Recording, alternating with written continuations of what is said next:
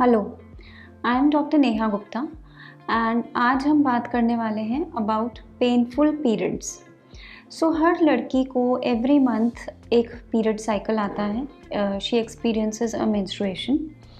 Normal अगर हम periods की बात करें तो पीरियड्स रेगुलर होते हैं, एवरेज ब्लड लॉस के साथ एसोसिएटेड होते हैं और यूजुअली पेन फ्री होते हैं या माइल्ड डिस्कम्फर्ट के साथ एसोसिएटेड होते हैं। थोड़ा बहुत पेन महसूस करना पीरियड्स के दौरान एक बिल्कुल नॉर्मल सी बात है। हाँ, लेकिन अगर किसी के पीरियड्स इतने पेनफुल हैं कि उसको हर पीरियड साइकिल में पीरियड के 2 दिन 3 दिन मल्टीपल टाइम्स पेन किलर्स लेने पड़ रहे हैं या लड़की को पेनफुल पीरियड्स की वजह से अपने स्कूल से या अपने काम से छुट्टी लेनी पड़ रही है, then that is definitely a cause of concern and one must talk to a gynecologist to know about her painful periods. जो पेनफुल पीरियड्स होते हैं उनको हम साइंटिफिकली उस कंडीशन को डिस्मेनोरिया कहते हैं। डिस्मेनोरिया मतलब पेनफुल पीरियड्स। 2 तरह का डिस्मेनोरिया होता है। पहला होता है स्पाज्मोटिक डिस्मेनोरिया। ये वो कंडीशन है जिसमें जो पेन होता है वो पीरियड के साथ शुरू होता है, यानी कि पहले दिन और दूसरे दिन थोड़ा पेन होता है और उसके बाद खुद ब खुद वो पेन सेटल हो जाता है। Spasmodic dysmenorrhoea is not a very worrisome condition. दूसरा जो वेरिएंट होता है that is congestive dysmenorrhoea. Congestive dysmenorrhoea में पेन पीरियड आने से पहले ही शुरू हो जाता है, यानी पीरियड शुरू होने से कुछ दिन पहले ही पेन शुरू हो जाता है and that pain can last for the entire duration of the period cycle. This is known as congestive dysmenorrhoea. और यूजुअली कंजेस्टिव डिस्मेनोरिया जो होता है वो किसी ना किसी अंडरलाइंग कंडीशन के कारण होता है, तो ऐसे टाइप के डिस्मेनोरिया के लिए एक डॉक्टर को ज़रूर विजिट कर लेना चाहिए। Now what are the causes of having a painful period? जो सबसे common reason है of having a painful period is to have any infection of the genital area, यानी कि आपके वजाइना में एंड उससे भी ज़्यादा ज़रूरी अगर सर्विक्स में, या सर्विक्स यानी कि जो बच्चेदानी का मुंह होता है, या फिर बच्चेदानी में इटसेल्फ, बच्चेदानी की लाइनिंग में, उसकी वॉल में, या फिर ट्यूब्स में, कहीं पे भी अगर इन्फेक्शन होता है तो उसके कारण periods can become painful. This infection is known as pelvic inflammatory disease या PID, जिसको बहुत लोग कहते हैं, और कई बार अल्ट्रासाउंड के डायग्नोसिस में भी PID is given as the final impression.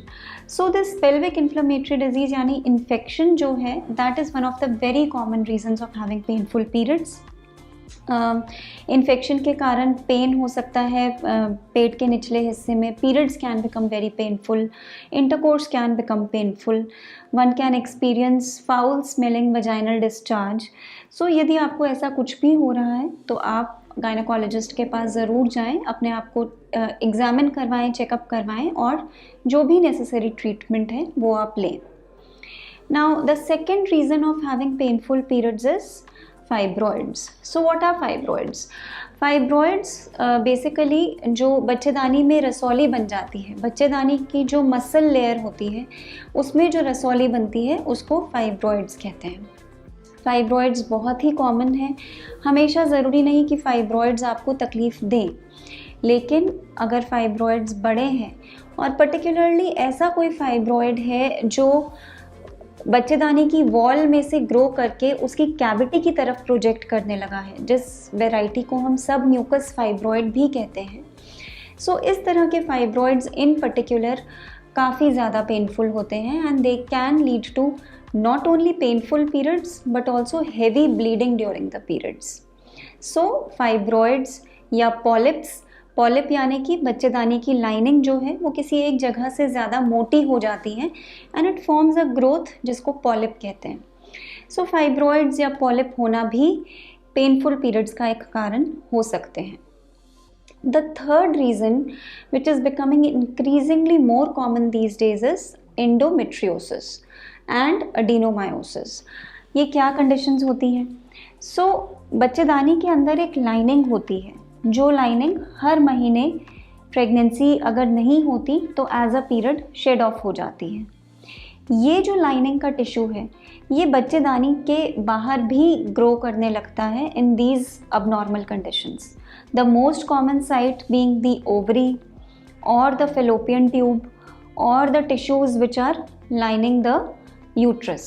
तो हर महीने में जब हार्मोनल चेंजेस होते हैं ऑफ अ मेंस्ट्रुअल साइकिल, ये टिश्यू जो अब नॉर्मल एरियाज़ में है ये टिश्यू भी एक्टिव हो जाता है, और जब पीरियड्स होते हैं तो ये वाला टिश्यू भी ब्लीड करता है. जो बच्चेदानी की लाइनिंग में से टिश्यू शेड ऑफ होता है उसको तो वजाइना के थ्रू आउटलेट मिल जाता है, it comes out as the period blood. लेकिन जो ओवरी पे या अंदर पेट के अंदर ब्लीडिंग हो रही है at the time of menstruation, उसको कोई आउटलेट नहीं मिलता. तो ये अंदर ही अंदर कलेक्ट होने लगता है और उस कलेक्टेड ब्लड की वजह से इन्फ्लेमेशन और स्कारिंग हो जाती है, जिस कंडीशन को हम एंडोमेट्रियोसिस कहते हैं. एंडोमेट्रियोसिस का एक बहुत ही हॉलमार्क सिम्टम है पेनफुल पीरियड्स.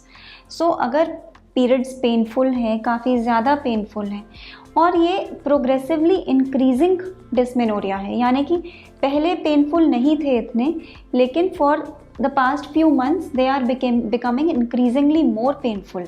या फिर अगर इंटरकोर्स के टाइम पेन बहुत ज़्यादा होता है जो कि पहले नहीं होता था, तो अपने आप को एंडोमेट्रियोसिस के लिए ज़रूर इवैल्यूएट कराएं. इसी प्रकार जब ये लाइनिंग का टिश्यू, लाइनिंग बच्चेदानी की लाइनिंग से निकल के बच्चेदानी की वॉल में ग्रो करने लगता है, तो उस कंडीशन को हम एडिनोमायोसिस कहते हैं. एडिनोमायोसिस की कंडीशन में भी पीरियड्स काफ़ी painful plus heavy, they are associated with heavy bleeding during the periods, ऐसा हो जाता है.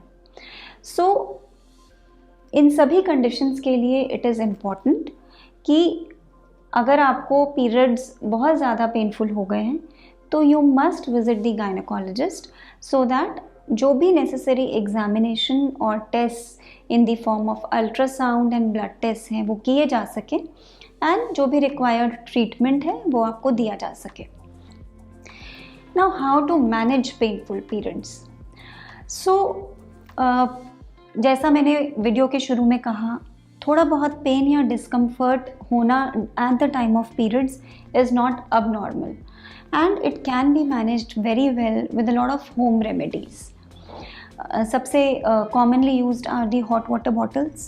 So पानी गर्म करके, गर्म पानी की बोतल अपने लोअर टमी पे या बैक पे लगाने से it gives a lot of relief in the menstrual cramps. Other than that, massaging also really helps. One can use the essential oils like jasmine oil or chamomile oil, and उनसे भी massage करने से lower tummy में और back में soothing और relieving effect मिलता है. Then one must avoid certain type of foods, particularly वो खाना जिनसे वाटर रिटेंशन और ब्लोटिंग का फीलिंग होता है. तो बहुत ज़्यादा सॉल्टी खाना या टेकिंग एक्सेस ऑफ कैफीन और taking a lot of tea, that should be definitely avoided if you are experiencing painful cramps. It is needless to say that smoking also leads to increased pain during periods. Smoking ऐसे भी आपकी सेहत के लिए बहुत हानिकारक है. सो smoking से कोई फ़ायदा नहीं होता, and the sooner the habit of smoking is given up, the better it is for your overall health. Then what else can be done? You can add certain herbs in your diet. So cinnamon है, यानी कि दालचीनी, और हमारा traditional बहुत फ़ायदेमंद हल्दी का दूध, ये सब चीज़ें जो हैं पेनफुल पीरियड्स में काफ़ी हेल्प करती हैं. Exercising is very helpful. Exercise करने से बॉडी में पॉजिटिव हार्मोन्स रिलीज़ होते हैं जिनको हम एंडोर्फिन्स कहते हैं. ये हार्मोन्स एक सेंस ऑफ वेल बीइंग देते हैं और साथ ही साथ पेनफुल पीरियड्स में जो डिस्कम्फर्ट है उसको बहुत कम भी करते हैं. So one must continue to do exercises. Exercises can include gentle running exercise, treadmill, swimming, and other than that, yoga. So there are certain positions or postures which are very, very helpful to relieve the pain during periods. जैसे knee chest position है या cobra position है या शवासना, जिसमें और कुछ नहीं करना है, आपको केवल लेट जाना है और अपनी बॉडी को कम्प्लीटली रिलैक्स्ड और लूज छोड़ देना है। ये सब एक्सरसाइजेज जो हैं योगा के आसनाज हैं, ये बॉडी में पॉजिटिव हॉर्मोन्स तो रिलीज़ करते ही हैं, plus they are extremely good for the mental relaxation also, जिससे कि पेनफुल पीरियड्स का एक्सपीरियंस काफ़ी हद तक कम हो जाता है। अगर हम मेडिसिन की बात करें, there are very commonly available pain killers, जैसे कि ब्रूफिन है या पैरासिटामोल है, जिनको हम एनसेड्स कहते हैं, यानी कि non steroidal anti inflammatory drugs. ये pain killers over the counter available हैं। इनको आप ले सकते हैं if the other home based remedies are not helping to take care of the painful periods. But ये मेडिसिन लेते हुए ध्यान रखना चाहिए कि इन्हें खाली पेट नहीं लिया जाता, खाने के साथ ही लेना चाहिए। और यदि आपको पेन किलर लेने की ज़रूरत पड़ रही है तो it is always good to consult your doctor once and be sure that it is completely safe to take the painkiller. अगर ये सब करने के बावजूद यू फील कि जो पेन है पीरियड्स के दौरान वो लगातार हर साइकिल में बढ़ रहा है, या वो इन सब रेमेडीज़ के बाद भी कम नहीं हो पा रहा है, या it is too much for you to bear, then please do visit your gynaecologist. जो कारण हमने बात किए कि पेनफुल पीरियड्स के हो सकते हैं, it may be that you are suffering from one of those causes, and इसलिए गायनेकोलॉजिस्ट को विज़िट करके if any of these causes are found, then the correct treatment can be offered to you.